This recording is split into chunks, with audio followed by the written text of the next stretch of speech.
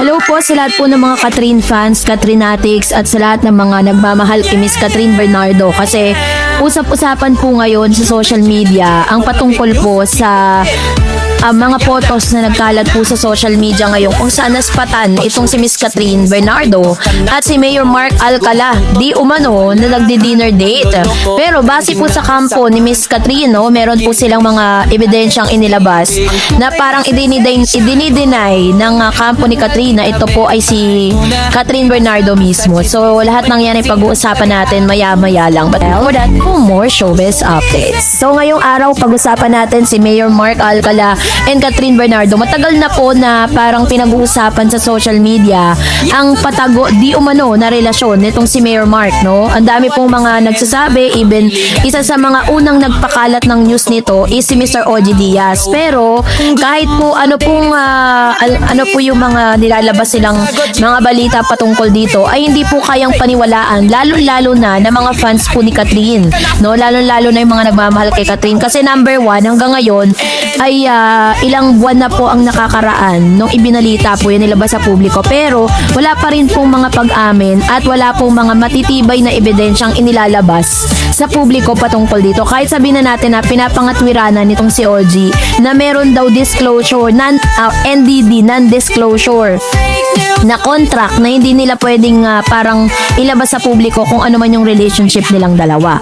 Pero base po dito sa balitang ito na ng bandera, no, showbiz chika balita, isa rin ito sa mga nagpupush patungkol dito sa relationship ni Catherine at ni Mark. Sabi dyan, Catherine Bernardo and Mark Alcala spotted together sa fine dining resto hard launched when, sabi niya. Sabi dyan, usap-usapan ngayon sa social media ang isang larawan kung saan nakuhanan na magkasama together ang rumored couple na sina Catherine Bernardo at Lucena City Mayor Mark Alcala. Base sa isang TikTok post ni user 43256778865, makikitang magkatabi ang dalawa habang kumakain ng dinner sa isang kilala at mamahaling restaurant. Bagamat nakatalikod ay masasabing hawig talaga ito ni Catherine at Mayor Mark dahil kahit papaano ay kita ang side view ng kabilang muka. Maging ang Reddit ay nag-post ang dalawa dahil tumatapang na umano ang dalawa, no? Agad namang umani ng samot-saring komento mula sa netizen ang public appearance ni Catherine at Mark together.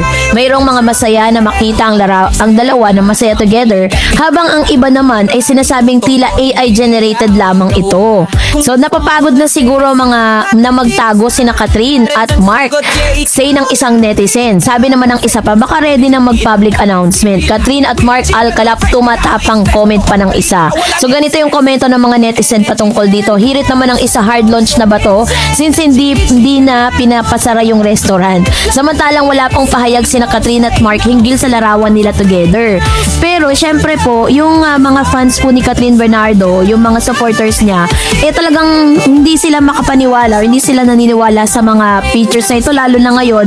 Totoo naman, 'di ba? Parang na yung uso yung mga edited photos, edited videos, lalo na't uso ngayon yung AI generated videos and photos. So dahil po dito, base po dun sa inilabas ng isa sa pinaka-ultimate fan nitong si Miss Katrina, si Naivara, na isa sa pinaka talagang binabash ng napakarami kasi parang sinasabi nila na ayaw daw di umano ni Naivara. Etong si Mayor, ayaw niya na parang magkaroon ng love life si Catherine, no? Dahil lahat po ng mga, like for example, si Daniel, binabash niya ng todo, tapos sumunod si Alden Richards, binabash niya din. Ngayon naman si Mayor Mark Alcala, binabash niya din, ano? Parang sinabi niya po dito, naglabas siya ng mga photos na yung babae na nakita po dun sa photos na yun is kapatid daw yun ni Mayor Mark Alcala. So kumbaga parang kamukha lang daw di umano nitong si Catherine Bernardo yung mga photos na lumabas, ano? To sabi naman ng ilang mga netizens sa Reddit patungkol si dito is wala naman daw masama kung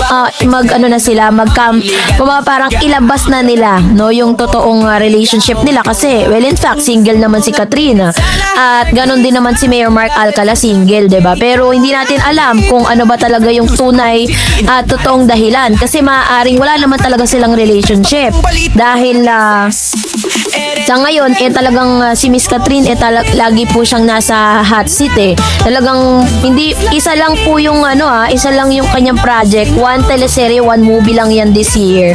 pero buong taon ng 2025 is talagang laman ng balita si Catherine Bernardo. It only shows kung gaano ka-relevant ang isang Catherine at talagang kumbaga effective talaga yung ginagawa nila na parang itago kung sino man yung totoong karelasyon ni Miss Catherine Bernardo kasi talagang very invested yung mga tao sa paghahanap kung sino ba talaga yung totoong karelasyon niya. Yun ang talagang hinahanap ng maraming tao na talagang may mga may mga nanghuhula pa, naghahanap pa ng mga evidence. So, according po sa sa NDD or non-disclosure na contract is protection kasi nila yan. Katulad niyan, 'di ba, si Mayor Mark ay isang politicians. So, there is a possibility na kung mauugnay ang pangalan ni Catherine dyan dahil alam natin gaano kadumi ang politics. At syempre, kahit po sabihin na natin may mga matitinong politicians, pero kapag politicians ka kasi, parang hindi ganun kaganda yung imahe mo sa publiko. Lalo na't ngayon sinasabi nila na si Mayor Mark Alcala daw ay isang trapong mayor. Yun po yung sabi ng mga bashers. Pero ang sabi naman po ng mga taga Lucena, maayos naman yung kanyang pamamahala doon po sa kanyang lugar. Syempre, kapag mga bashers, expected na natin yan, nasasabihin talaga nila yan, yung mga hindi kagandahang mga salita, 'di ba? So anyways, yung kampo po ni Catherine, pinipilit nila na it was not Catherine Bernardo, and meron ding mga nagsasabi na si Catherine yon dahil meron pong nakita na picture na gano'n yung suot ni Catherine na parang naka-up shoulder siya, naka-tie yung hair, tapos meron siyang earrings na gold na loop, no? So pinakita po yun. So ngayon, syempre nalilito na rin yung mga tao. Parang sinasabi nila na totoo nga yung mga balita patungkol sa totoong relasyon nitong si Mayor Mark Alcala at saka ni Catherine Bernardo. Well, anyways, lalo lang pong tumitibay ang mga spekulasyon ng mga tao patungkol dito nang makita rin nila nung inimbestigahan din ng ilan sa mga fans si Catherine na si dito pong si Lucena Mayor Mark Alcala ay naka-follow na sa IG account nitong si Miss Catherine. Tapos si Mama Min or Min Bernardo po ay naka-follow na rin kay Mayor Mark Alcala. So, totoo kaya mga chikang ito, no? So, ito na nga ba yung taon ng 2026 kasi sa dami po ng mga invested at naghahanap ng mga ebidensya patungkol po sa totoong karelasyon nito. Yun po talaga yung tanong ng marami. Kaya naman, kayo po, anong yung saloobin patungkol dito? Mag-comment kayo sa comment section. And that's it for today. For more videos and updates, please don't forget to like and subscribe. And please don't forget to follow my Facebook page, Dar Eds TV and Dar Eds channel. God bless everyone.